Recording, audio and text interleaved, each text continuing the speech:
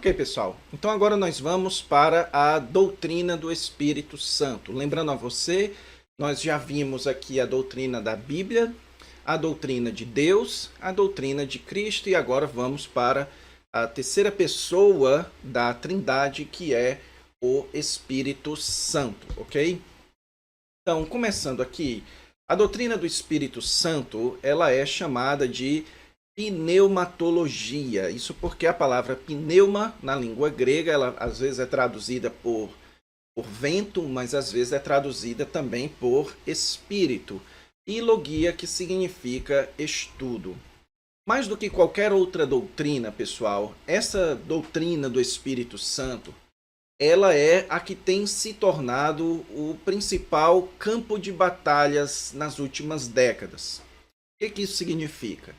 Na história da igreja, você tem as doutrinas tomando certa proeminência.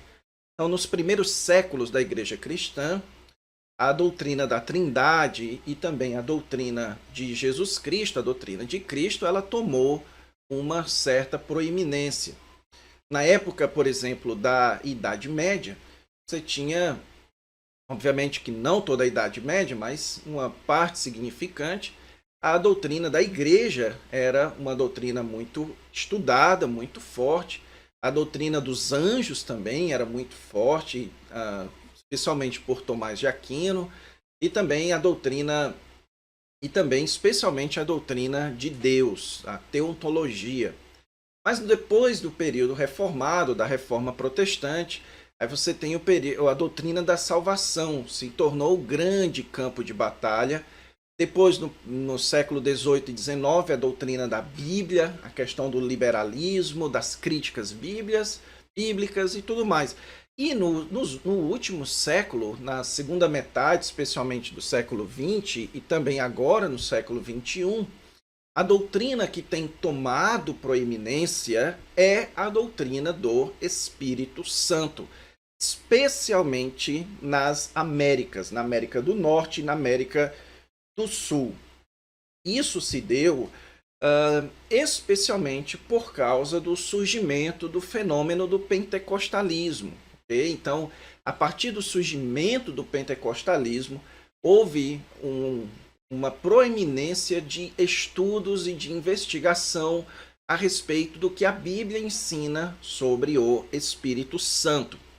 E, portanto, isso justifica que você dê uma atenção especial, ok? Que você estude de maneira mais especial essa doutrina do Espírito Santo, porque ela tem realmente exercido muita influência em diversas igrejas.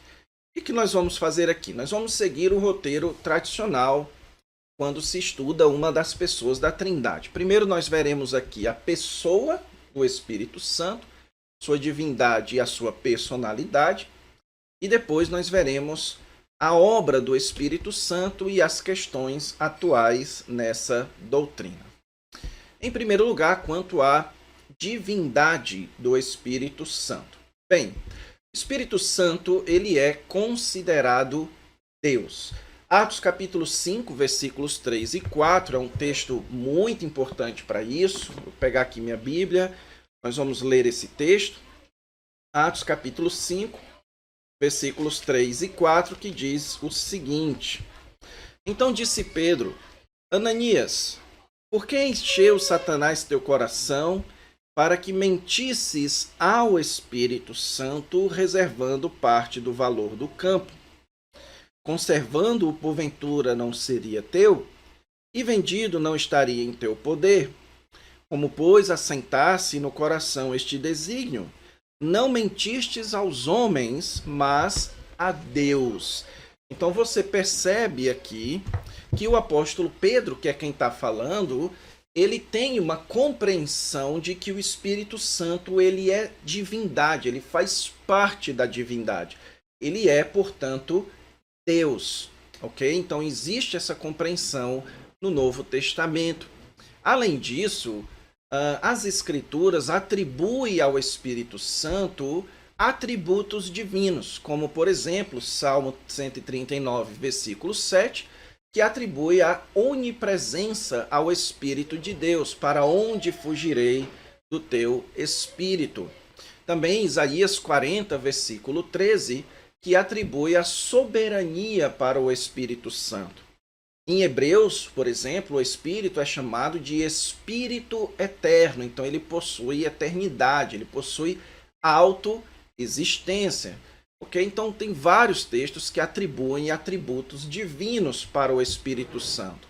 O Espírito Santo também realiza as atividades divinas, como por exemplo, ele faz parte do processo da criação, Gênesis capítulo 1, versículo 2, que diz que o Espírito de Deus pairava sobre as águas.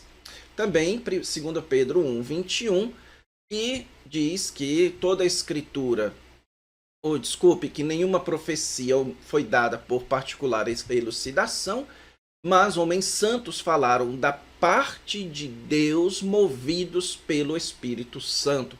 Então, o Espírito Santo é um agente sobrenatural no processo de inspiração, e isso é uma atividade divina. Também ele agiu na encarnação de Cristo, ali em Lucas 1,35, onde diz que o Altíssimo envolveria Maria e ela seria concebida pelo Espírito Santo para ser mãe do Filho de Deus. Então você tem uma ação trinitária da encarnação de Jesus Cristo. E isso evidencia também a divindade do Espírito.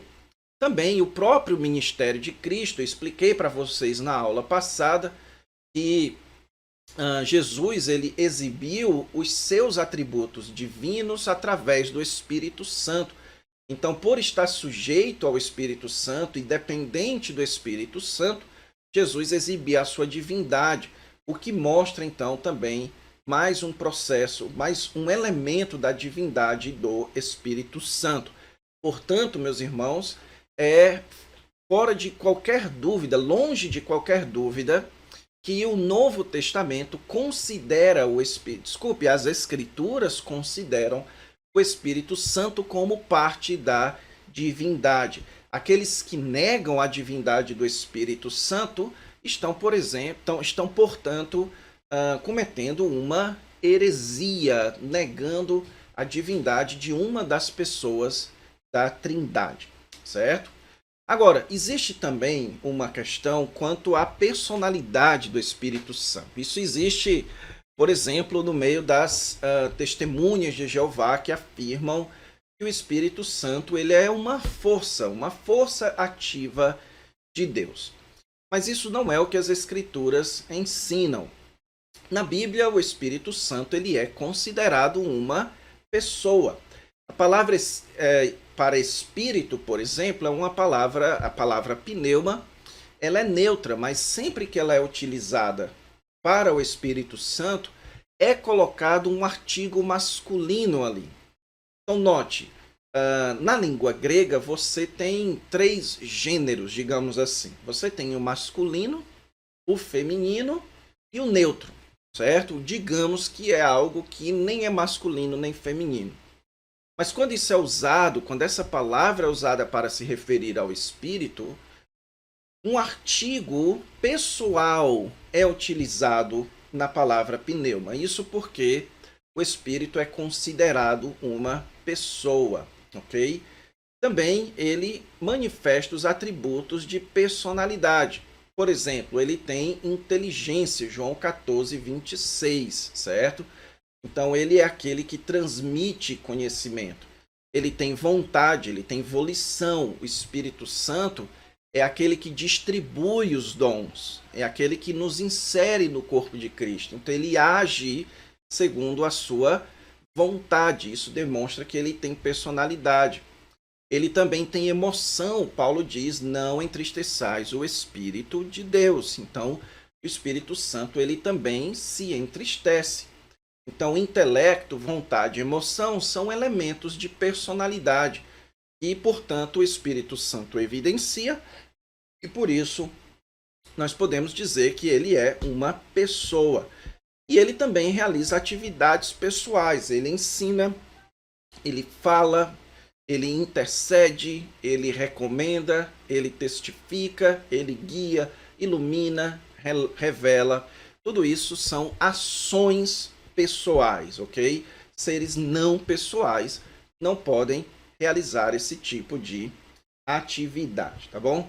Isso mostrado, por exemplo, em Romanos 8:26, que fala lá que o Espírito testifica com o nosso espírito. Então existe uma comunicação pessoal entre nós e o Espírito Santo, certo? Então aqui está, portanto, a evidência bíblica de que o Espírito Santo é uma pessoa divina e, portanto, parte do ser de Deus, parte da Trindade. Agora, quanto à obra do Espírito Santo, nós vamos fazer uma análise da obra do Espírito Santo, tanto no Antigo Testamento quanto no Novo Testamento, de maneira sequencial. Nas Escrituras, pessoal, nós temos diversas atividades que são dadas ao Espírito Santo. Em primeiro lugar, o Espírito Santo ele atuou na criação, ele é criador. Diz lá que o Espírito de Deus pairava sobre as águas, ok? Então, você tem aqui em Gênesis 1 e 2 ele fazendo parte da obra criativa. Em segundo lugar, ele também atuava na profecia e nas escrituras. Veja, em Ezequiel 2, diz lá, entrou em mim o Espírito. Note um senso de personalidade do Espírito, e ele entra em Ezequiel, e então ele fala, e ouvi o que me falava, certo? Então o Espírito Santo era quem comunicava, ele é o agente de comunicação profética. A atividade profética, ela é dependente do Espírito Santo, da atividade do Espírito Santo. Então é como se o Espírito Santo fosse o mediador profético entre Deus e os homens. É aquele que revela a Deus pelos profetas. Também o Espírito Santo no Antigo Testamento, ele atuava na habilitação para obras. Em Êxodo 31, você tem um caso muito característico disso, porque diz lá que Deus encheu do Espírito Santo aquelas pessoas, e eles então receberam habilidade, inteligência e conhecimento para fazer aquele trabalho, ok? Então havia uma capacitação, uma habilitação específica para uma obra lá no Antigo Testamento. Uma dessas obras era a liderança do povo de Deus, certo? Então ali o faraó, ele reconhece que em José havia o Espírito de Deus, ok? Então havia essa compreensão do Espírito dos deuses atuando nas pessoas, mas aqui Faraó reconhece que em José havia o Espírito de Deus. Portanto, você tem aqui essas diversas atividades do Espírito Santo no Antigo Testamento. Você nota que algumas dessas atividades, como por exemplo a atividade criativa, ela era uma atividade pontual. Você tem outras atividades que essas outras atividades de profecia, habilitação para uma obra e liderança do povo de Deus, elas são prometidas no Antigo Testamento para serem intensificadas na nova aliança, no período da era do Messias, ok? Então, guarde isso na sua mente, que nós vamos ver isso já já. Na vida do Senhor Jesus Cristo, eu já expliquei para vocês na aula passada que o Espírito Santo ele teve uma atividade, uma ação bastante influente. A obra da encarnação foi do Espírito Santo, Lucas 1,36, diz lá que descerá sobre ti o Espírito Santo, certo? Para fazer nascer o Filho de Deus. Então, o Espírito Santo, ele foi quem promoveu a encarnação do Filho. Esse milagre da encarnação foi obra do Espírito Santo. Também a anunciação do ministério de Cristo foi ação do Espírito Santo, certo? O ministério de João Batista, batizando as pessoas, preparando as pessoas para o batismo no Espírito Santo através do ministério de Cristo. O Espírito Santo também encheu Jesus para a realização da sua obra. Depois que ele foi batizado, Jesus foi cheio do Espírito Santo e ele foi guiado pelo Espírito Santo para o deserto para ser tentado. Então note que após ser cheio do Espírito Santo, após ser cheio, Jesus passou a ser guiado pelo Espírito Santo, de acordo com o que eu expliquei para vocês na aula passada. O ministério de Cristo foi feito na dependência do Espírito Santo, certo?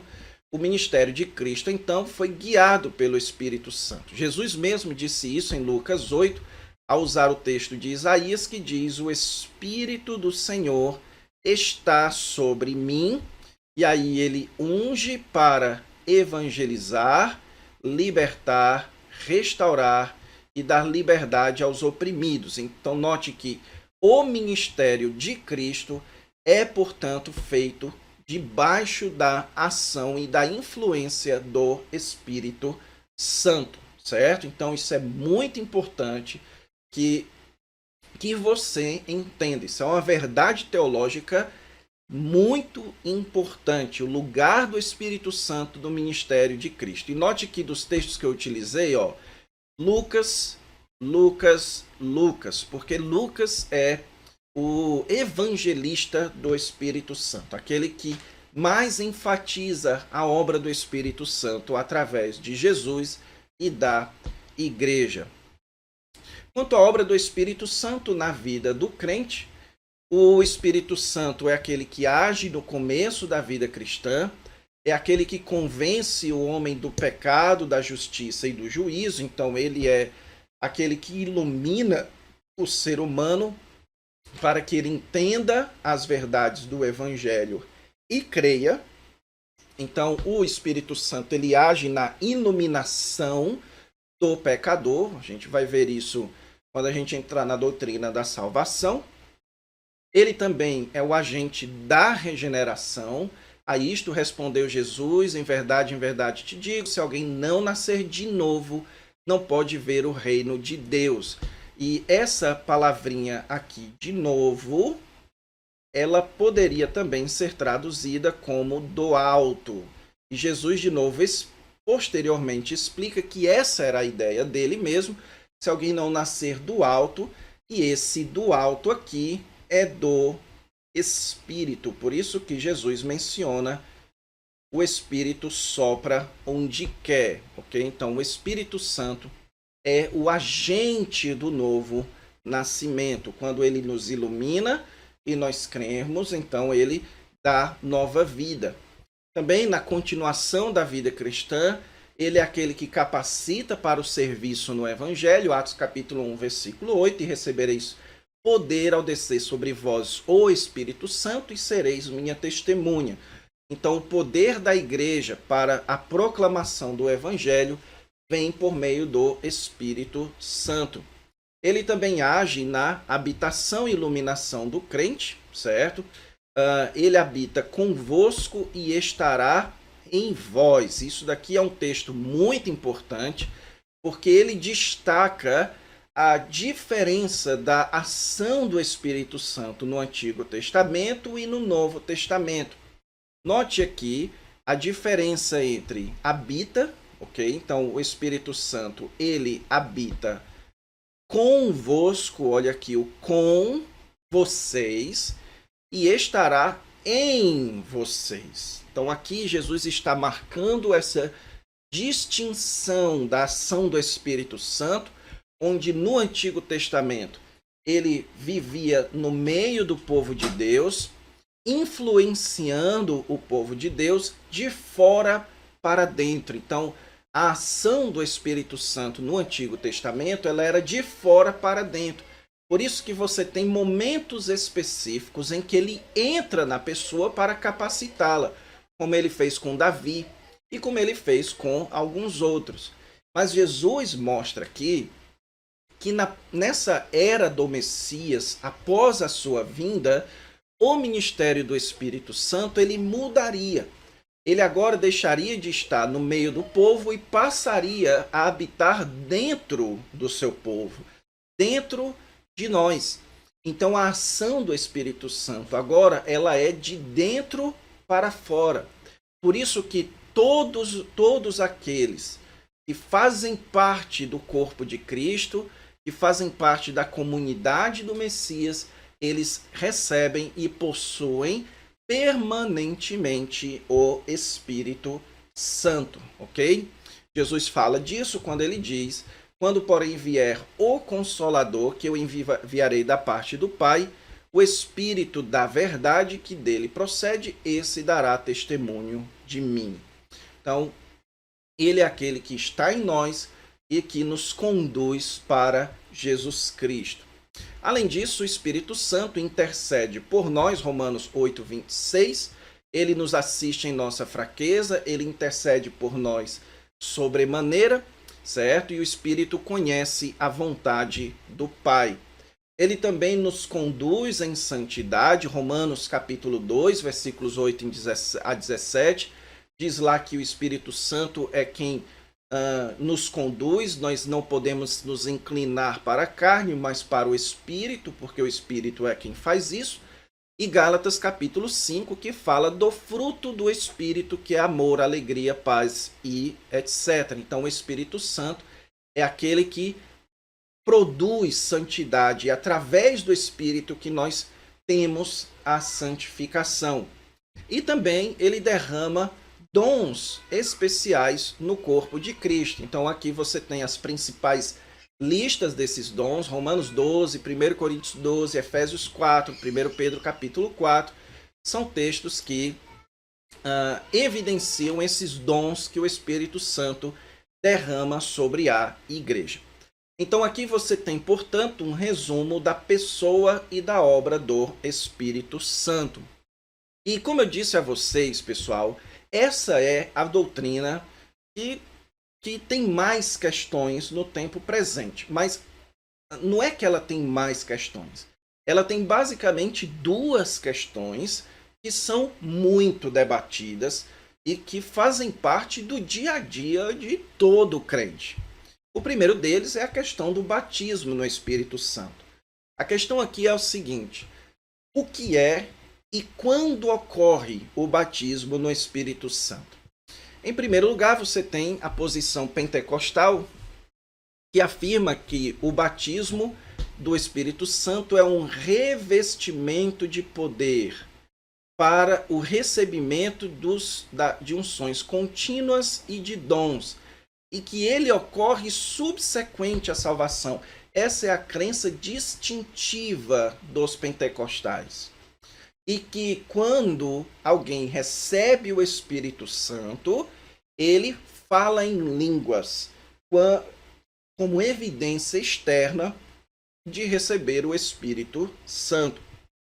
Então essa daqui é a posição pentecostal, ok? Isso aqui é a doutrina central, que distingue o pentecostalismo das outras correntes cristãs. Então, se você crê naquilo que é chamado de segunda bênção, em um revestimento posterior de poder, e que isso é evidenciado no falar de línguas, e isso acontece depois da sua conversão, então você pode se considerar um pentecostal.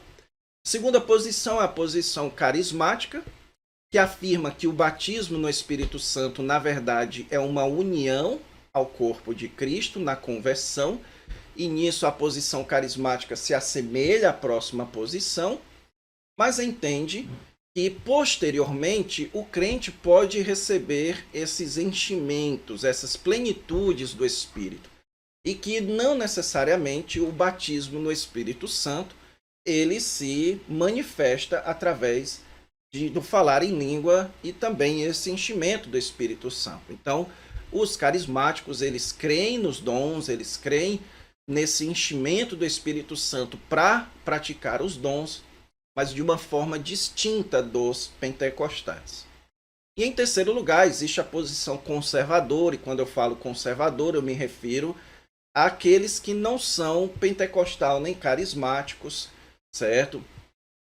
Que dizem o seguinte, que consiste em sermos unidos a Cristo em sua salvação, a mesma coisa dos carismáticos, na união na igreja. E também é no batismo no Espírito Santo, no momento da salvação, que o crente é revestido do poder de Cristo para servi-lo na era messiânica, ok?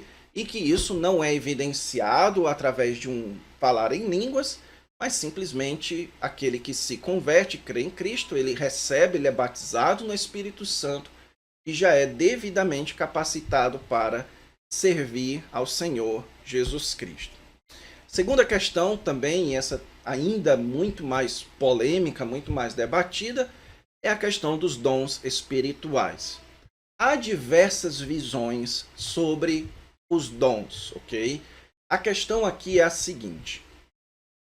Os dons espirituais, como narrados nas Escrituras, em 1 Coríntios 12, Romanos 12, Efésios, esses dons, eles permanecem em toda a era da igreja ou eles existiram apenas naquele período apostólico? Okay? Então, essa é a questão. Existem várias visões sobre esse respeito. Há um livro chamado Cessaram os Dons Espirituais, que alista ali pelo menos 5 visões quanto à questão dos dons. Mas eu vou resumir aqui em 2. Existe aquela visão continuista, e aí você tem o continuismo pentecostal, você tem o continuismo carismático, você tem o continuismo da terceira onda, enfim, você tem diversas visões continuistas que afirmam que os dons estão disponíveis em toda a história da igreja. Então, se você crê nisso, que os dons estão disponíveis em toda a história da igreja, você é um continuista. E existem as posições cessacionistas, existem diversas linhas cessacionistas. Você tem o cessacionismo moderado, você tem o cessacionismo absoluto, que é aquele que afirma que absolutamente todos os dons, sem exceção, ficaram na era dos apóstolos. O moderado, que entende que não todos os dons, mas apenas os sobrenaturais. Você tem também o cessacionismo desvanecentista, que afirma que os dons cessam, mas que Deus pode trazê-los de volta por um período durante a história da igreja, e eles então cumprem o seu papel e voltam a parar de acontecer. Você tem a posição aberta, porém cautelosa, que é um tipo de cessacionismo, enfim. Mas, basicamente, todo cessacionista afirma que os dons tiveram uma função específica no primeiro século e que, atualmente, apenas alguns dons permanecem. Aqueles dons que não são sobrenaturais, certo? Que não envolvem um sinal que foi dado para autenticar o ministério apostólico, certo? Então, esse é o debate que existe em torno dos dons. Com isso, a gente encerra essa doutrina do Espírito Santo. Na próxima aula, a gente avança para mais uma doutrina. Fique com Deus e até lá.